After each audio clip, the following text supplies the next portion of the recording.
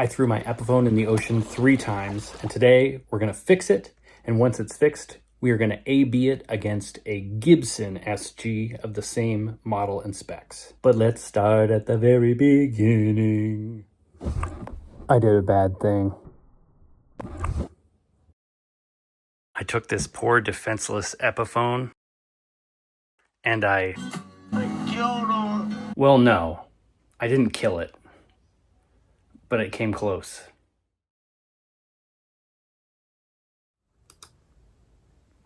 Do electric guitars float? Guys, do you think it'll float? No.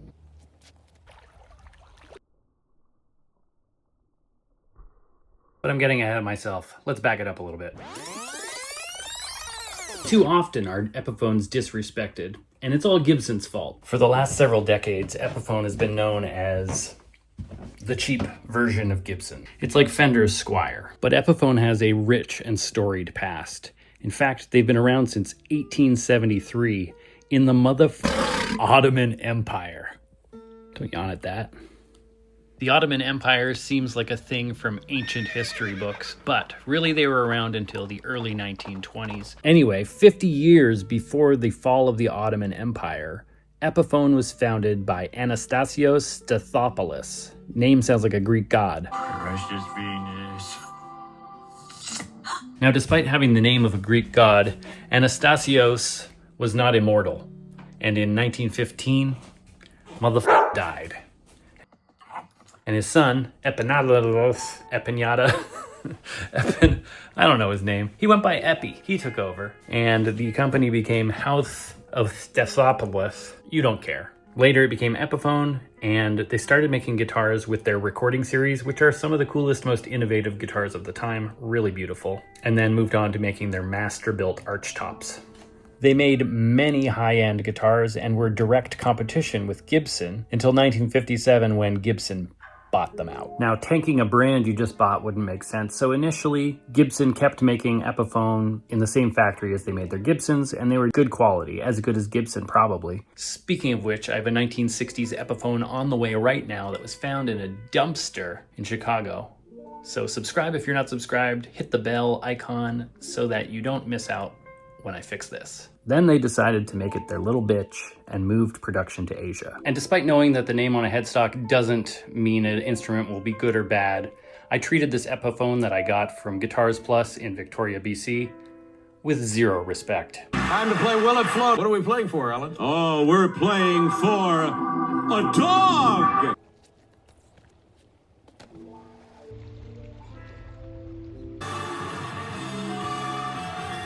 Well, I guess that answers that. So, when I picked up this SG from Guitars Plus, I did no research into it. I respected it 0%, just by default. Turns out, whoops. It was actually some sort of special edition with American-made pickups and CTS pots, and I threw it in the ocean.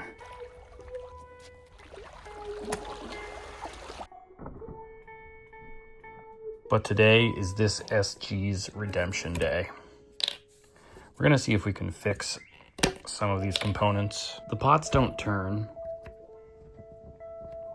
And holy crap, these witches' hats are so sharp on the bottom. I'm gonna cut my fingers just trying to pull them off. The switch, as you can see, is full of rust, and it just kind of swivels and pivots. It's not actually a switch anymore. Tailpiece, rusty AF. Pole pieces, rusty. Covers, tarnished. But I think they might clean up.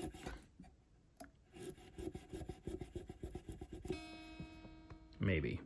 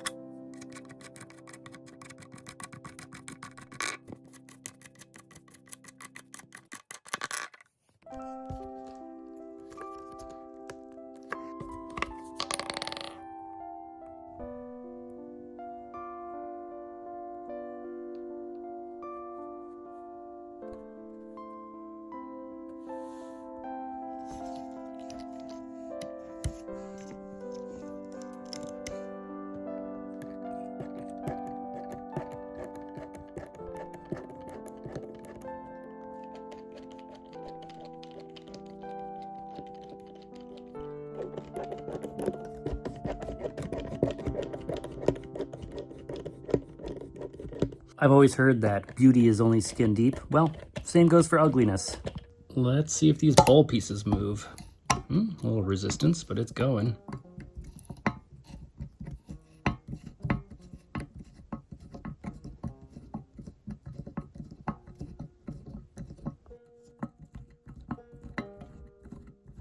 Now, when I first pulled this out of the ocean, I was getting zero sound. Not zero, but close to zero. It sounded like I was playing a guitar that was currently underwater. This is with my amp volume all the way up with gain.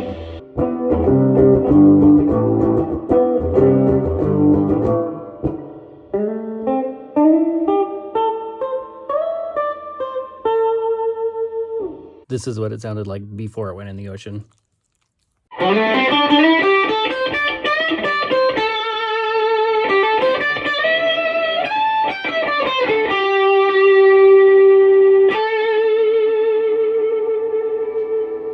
But I put it in my closet for a couple months, and when I came back, I was actually getting decent output out of the pickups again.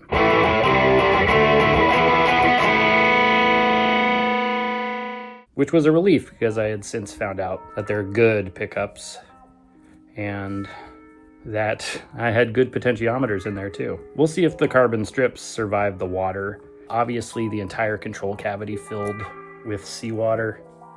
And because I forgot to hit record on my phone the first time I threw it in a second time. And because I threw it in twice, I was like, well, why the not throw it in a third time? So I set up another angle. So this thing went in the sea 3 times. Murphy's Lab. Have you heard of Murphy's Crab? All right, let's look under the pickup. Oh. Look, PAF. It's a PAF pickup. Lol. Looks like it's got an STD. I scanned that QR code and under the neck pickup, there's a little piece of tape. There's some sloppy work in there, but who cares? Interesting, under this one piece of tape, this is a 9, this is a 9, okay.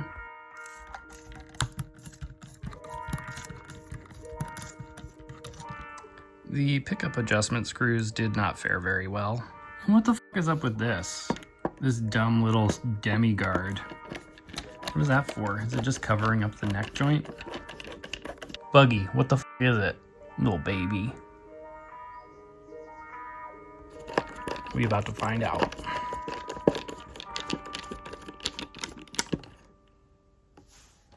Not a damn thing. I mean, yeah, the neck joint's in there, but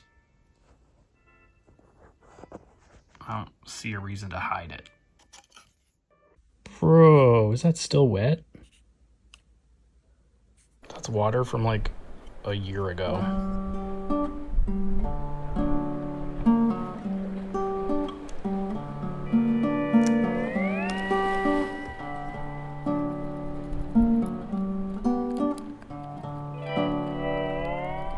Leave on the carriage light.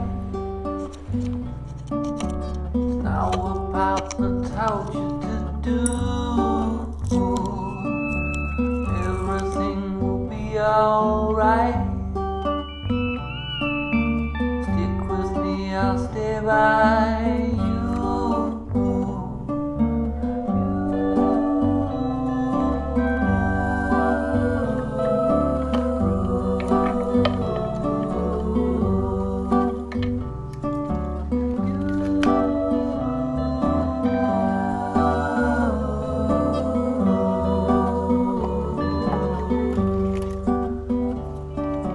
Don't leave on the palace light. Our lives are passing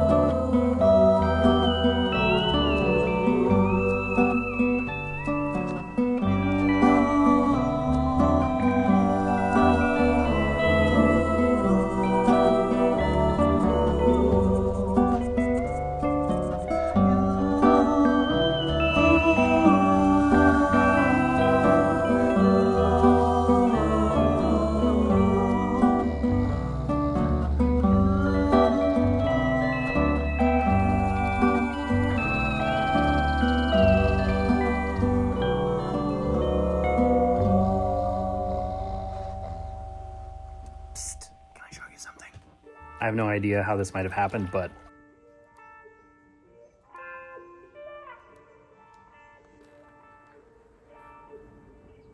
don't judge me.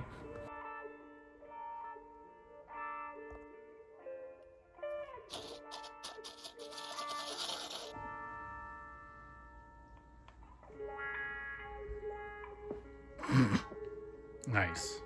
Brilliant.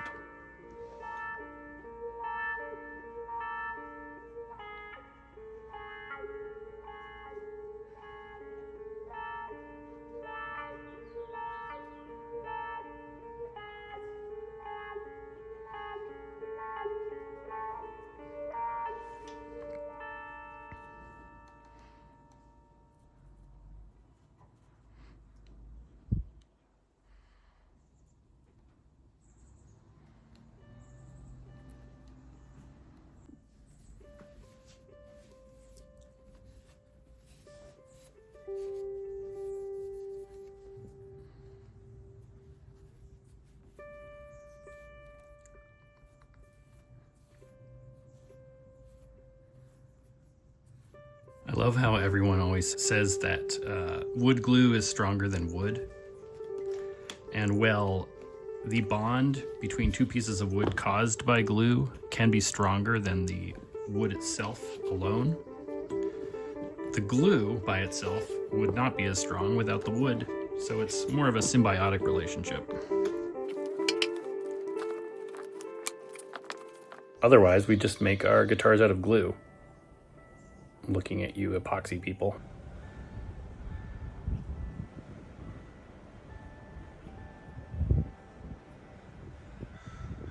Let's see how the neck repair turned out.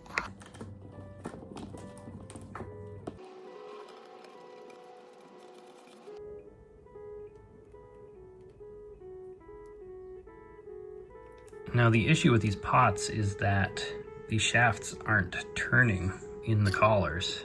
So I'm just gonna grease them up a little bit. All right, I left these overnight after oiling them and they still don't turn at all.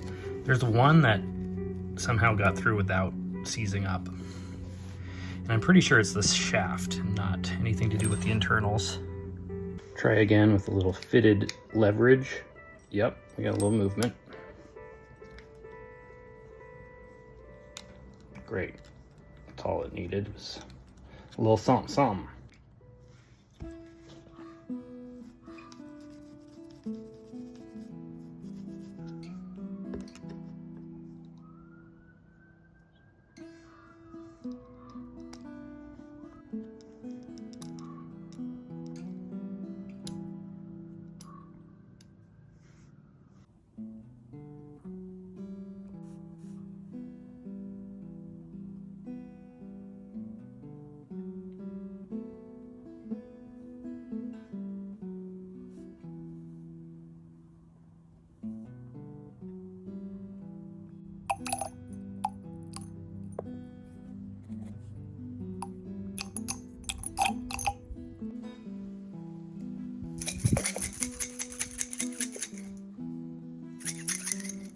Oh, fuck.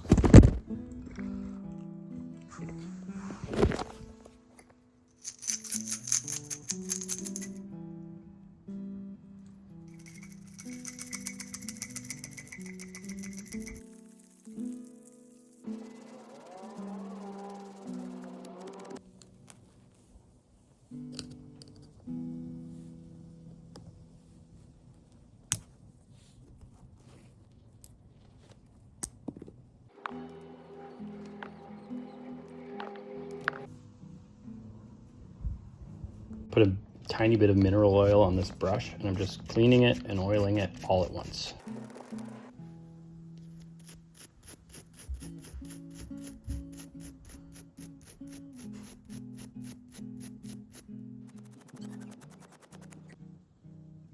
Now, of course, I could just buy new components and bolt them on, but that wouldn't be redemption, would it? It wouldn't be atonement for my sins. And it wouldn't leave me with shiny, greasy fingers.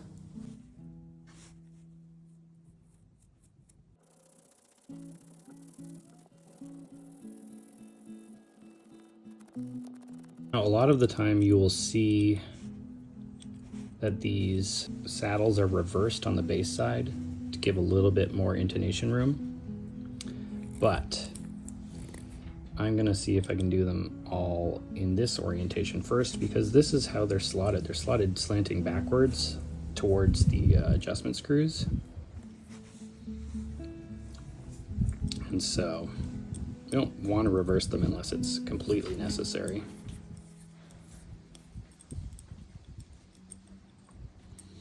Kind of have to back them up quite a bit to get the point through and the thingamajiggy and the thingamajiggy. If there's not enough adjustment for intonation in this setup, then it is a design flaw.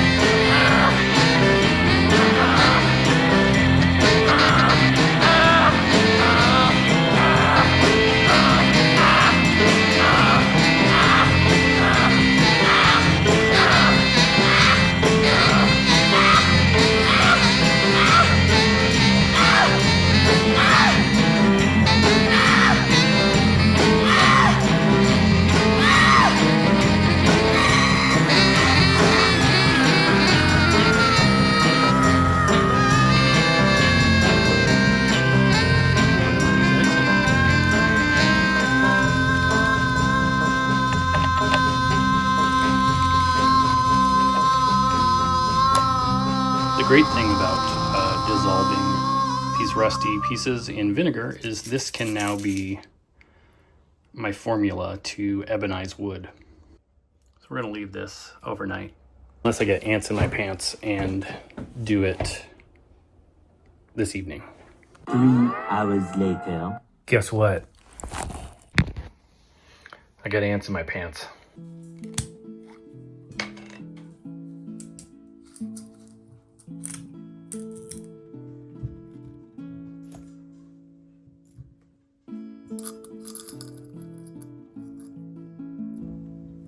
I guess not all this stuff is ferrous. Mueller.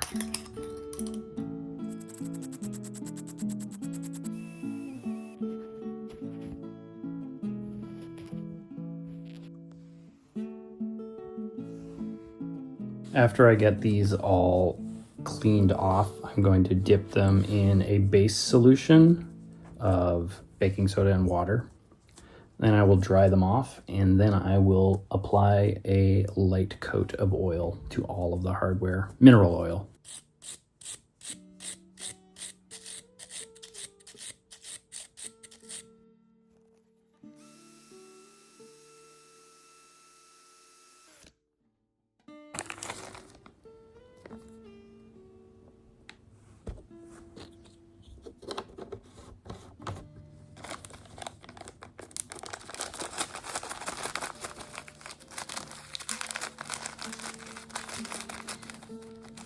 Things are getting greasy.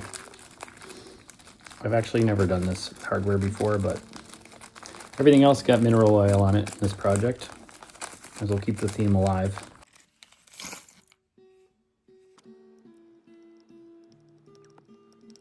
Now, I was thinking as part of this guitar's redemption, I would give it some upgrades, maybe put an onboard boost or something interesting like that. But I think an even bigger redemption for this guitar would be to put it together 100% stock, rent a Gibson SG with the exact same specs, and compare them head to head.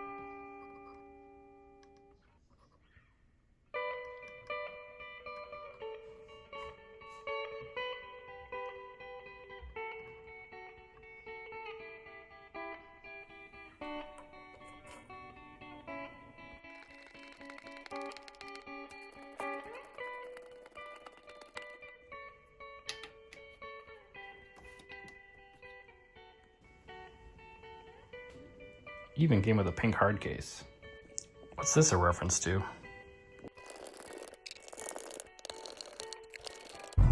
Well, I just tried to rent a standard Gibson 61 from the local chain shop, and they didn't have one. They had one on the shelf for sale for $2,700, and the guy said I could just bring my Epiphone in and A/B them in the amp room if I want. So I might do that. That's free. A little awkward. I don't really like playing guitar in a guitar shop because I'm not a guitar player. As far as I can tell, the only difference is the capacitors, and that the one they have for sale is yellow.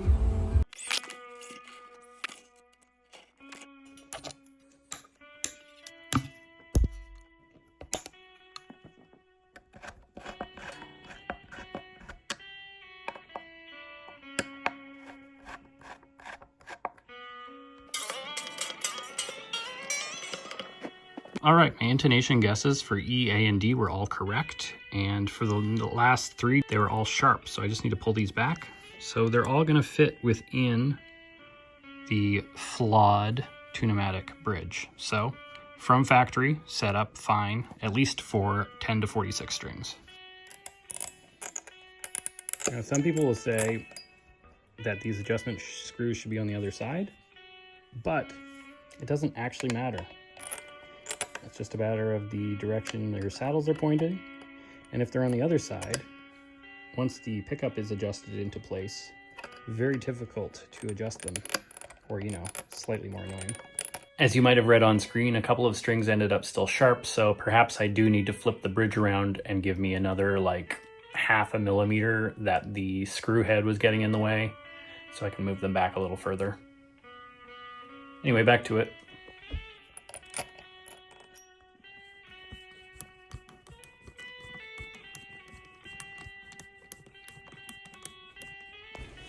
All right, before doing any setup, I'm just gonna see if it works.